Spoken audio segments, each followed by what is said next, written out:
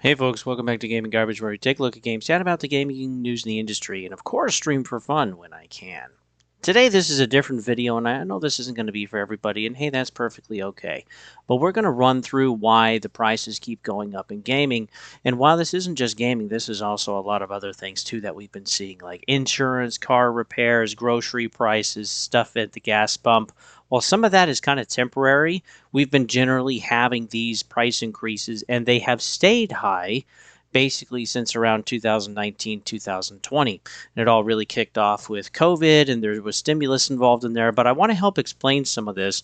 And then I want to talk about really what you guys need to decide as players, of what you're going to do for the coming future, because I really don't believe this is going to stop necessarily anytime soon. I think we have through the rest of the 2020s. So right now we're in a period of stagflation. What this means is that, it's particularly, I'm just going to read this through Investopedia. If you wish to do more research into this, which I highly suggest, Investopedia is a wonderful place to actually do that. But it's particularly troublesome because the tools used to address one problem typically worsen the others. So there's tightening monetary policy, which is increasing interest rates, like limiting the debt to basically fight inflation, typically slows growth and thus increases unemployment, which is not good because then people have less to spend. And then there's also stimulus, which is what we had during COVID and continued thereafter too, with some of the supply chain issues through 2023 or 24. But yeah, stimulus measures, which increases government spending to boost growth by accelerating inflation, since that increases demand, putting pressure on prices. So you can't win. Stagflation is where prices are high and unemployment is rising or continuing to rise. And it becomes this really big issue going forward. And it's awful. It's totally awful. And this is what we're somewhat experiencing right now. Now, it's very low levels, in my opinion. But again, all of the inflation that we've basically had from COVID hasn't come down. We haven't even really gone down at all. It is continuing to go up. When you take a look at the price index, basically in the United States, month over month or year over year, it is the trend is generally up. So all of the inflation that we've had, which I think 2021 was over 9%. That means what cost $100 was now $109 by the end of December. So, and it has continued to go up. I think we're roughly around 2.5%, 3% right now is what we're seeing. But again, as the prices keep increasing, you and I, since wages never keep up, and that's a losing battle. So, put your energy somewhere else. But you and I can't keep up with that inflation. It's too much, it's too fast, and we can't keep up with those wages. But then when everything goes up in price, like the groceries, like the car repairs, like renting, like buying a house, taking on any type of debt, buying a car, um, clothes, shoes, whatever, right? It all costs money. Electricity costs. It costs too much. And when it all goes up 9% or it all goes up 10%, it ends up being way too much. Now, what we had during COVID, this is actually a really cool little thing, but you can actually see the totals just in the United States of how much money was actually dumped because of COVID, because of the shutdowns that we had and people laid off and all of that stuff. We roughly had, I think, 15 or like 20% unemployment just for a moment, which was kind of insane. But yeah, we had $1 trillion from administrative, 6.2 trillion from legislative, and then Federal Reserve was 7.15 trillion. And yeah, when you add this together, it's roughly $15 trillion. $15 trillion dumped in just, 3 years. That is so much money. And this also doesn't include some of the other stuff that was allowed, some of the rules that were been temporarily removed to allow more debt to be put into the system. And then all of this money basically chased goods and services while we had supply chain issues, and that's why the inflation got so bad. Now, layered on top of that, we have the whole AI thing, data center, right? And that's pushing up prices in certain things. But then too, we've also had wars since 2022, various places around the world, even one going on right now, again, in the Strait of Hormuz. And so we're just continuing on with screwing around with fuel and oil prices and energy costs, and we're breaking up the world economy into kind of groups now. So we're cutting out supply chains, we're cutting out the availability of certain markets, and we're kind of like creating these walled gardens, which we know generally rises prices anyway, in a walled garden in gaming. Well, the same thing basically happens for the world too. And yeah, this is what stagflation is. But eventually, things get so high that people just can't really afford them anymore. So when we take a look at the price increases now that we have for Xbox, the Switch One, the gaming services, depending on wherever that is, and then also now PlayStation 5 again with a Pro that's $900 or like a Series X that's 650 or now a Switch that's basically 400, a Switch 1. It makes sense too that the Switch 2 is also going to go up in price and that next gen is also going to be quite expensive. And this also explains why we haven't really seen the Steam machine yet. Any announcements or price updates for that, which is still supposed to be coming by June 30th, basically, or 31st of this year. But yeah, we're almost in April. We haven't heard a single thing. And so it's causing a lot of issues. This is why, too, the Steam Deck is basically out of stock. And we're seeing issues with hard drives and RAM.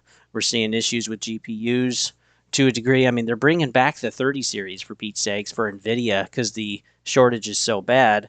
And then now we're finding out that there's also issues with SD cards. So whether it's express or normal SD cards like A and B. And it's just, yeah, the hardware is costing too much. The demand is still too high. And then we're screwing around with the supplies and the supply chains. And I don't necessarily think this is going to weigh. I mean, things were supposed to normalize in 2023. The economy was healthy. We were doing fine, but it still just doesn't feel that way. And the middle class is eroding. And again, this is what that stagflation is. It doesn't last forever. We either basically hit more inflation, which turns into hyperinflation, as how Japan is dealing with that. Their prices are very, very high. It's why it takes thousands of yen just to like buy a few candy bars or actually have a meal. It's kind of insane. Um, and then when we take a look, the other side of that coin is basically a pretty good recession or maybe even a depression if it takes over a good, quite a few years to actually get through that, like the 1930s in the United States. And again, this $15 trillion roughly is, or 14, is not just, this is just the United States. Again, there was roughly $100 trillion dumped globally around the world, all at the same time. And so we've never really experienced this before as a global economy. And this is why these prices are so high. So what we're competing with now is the customers spending versus the companies having to raise prices. Some of it is great. Yeah, I'd probably agree with that. But I do think the majority, with just the sheer cost of everything going up, if it's going up for you and I, it's going up for companies too. And I know that's an unpopular opinion, but it helps explain what's going on. And looking forward into the future, you got to think about where you want to spend gaming because the majority of people, maybe a few people, can kind of still buy multiple consoles or continue to buy 70 or maybe even again trying $80 games as a regular thing. Maybe some of us can keep up with that, but boy, it's getting hard, and most of us probably can't. And there's nothing wrong with that. But again, we're experiencing this stagflation, the inflation staying high and continuing to go up, while unemployment is also going up, and just prices cannot come down fast enough, and the consumers can't continue to consume. And so the companies have to figure out something, and that's why we're seeing all of these changes.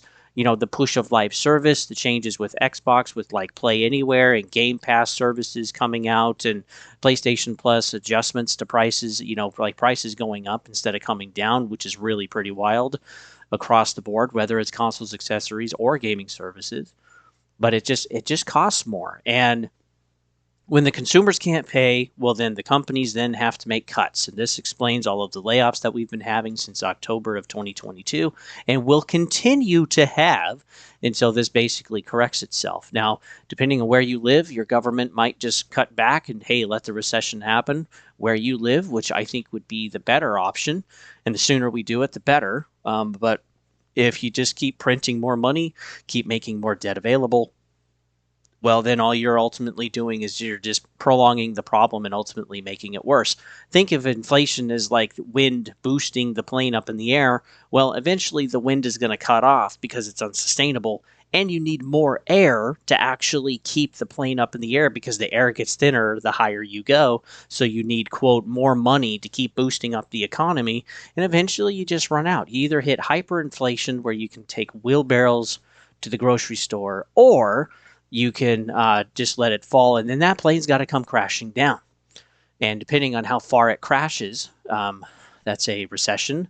Or if it's really bad, like over 40% or 50%, then yeah, you're looking at like a depression that can take several years to recover from, or even a decade or longer than that. Or you might never recover. I mean, it depends on how governments choose on what they want to do. So while this is a gaming thing, think about where you want to be. Of course, where your libraries are, where your friends are, play where you want to play. But this is why a lot of people too are switching over to Steam and PC, because there's more accessibility. They can just upgrade the components when they need to, if they really need to at all. I mean, like Resident Evil Requiem can still run, I think, 20 series cards, which is really old tech, considering with where we're at now. And so, yeah, the sustainability there is pretty good. You can buy and continue to play into the future, but consoles have a harder time doing that.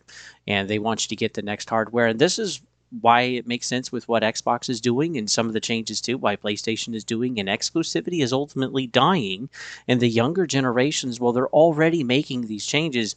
They're already seeing that, hey, they can't really afford anything, but they still want to enjoy their hobby. So they're just accepting with what's available with the money that they have, which isn't much. And so they're doing some of the services. They're playing the older games. They're not buying the new stuff.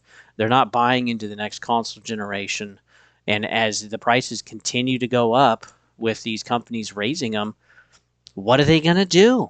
What are they going to do? Like, we thought this generation was bad. Next console generation could be absolutely horrible. And again, the companies that are focusing on exclusivity might have a real problem, including Nintendo. So I mentioned that before in a previous video, that I think Nintendo has a real issue. And I think they all do, honestly. And yeah, going forward, you really need to think kind of long term where you want to set up shop and where the best value for your buck is going to go. And that's going to be PC ultimately, because you have so many storefronts that you can choose from, which is nice. In a walled garden, it's a monopoly and the price just goes up. So the thing that is nice with Xbox is that they're opening that up some. Again, they want to sell you the game with where you play, which is wonderful. And then there's also Play Anywhere, where you can take your library to different hardware or software devices, which is great. And then Sony is also doing this too, allowing more games to come to Steam or come to the Steam sooner. And we'll see what they do with possibly pulling stuff off the shelves from Steam, or not wanting to put like new single player experiences. But yeah, the jig is up. Like, exclusivity does have a real problem, and this is part of it. The companies have to figure out how they're going to continue to make money. And yeah, there's major competition right now. And GTA 6 may not do that good, which is kind of nuts. Um, because it's just getting to be too much. I mean, a base console now is $650. That's a lot of money. Next gen consoles are going to be pretty high above that, I think. Yeah, starting at least $800 for the PS6 and $1,200 for the next gen Xbox. So, and then I still think Nintendo's going to raise their prices too. So, yeah, that's just something for you guys to think about and to kind of understand exactly what's going on. And as governments continue to just dump more money, it will make the problem worse. And the thing about inflation, as long as I've been alive since 1990, is that inflation always goes up. There are periods where it goes down, but generally speaking, it always goes up. So the best time to buy is now. If there's something you're going to buy, if there's something you want to kind of invest in, the best time to buy is now, because the price will be high later. So with that, folks, thanks for tuning in. You can always follow me at Gaming Garbage 22. There's various content every week. And then, yeah, I stream when I can, which I haven't been able to do that really at all. Crimson Desert Review is coming this week, probably when you're hearing this. And, yeah, that'll be out soon. So keep on a lookout for that. So anyway, thanks for tuning in, guys. I'll see you guys on the next one.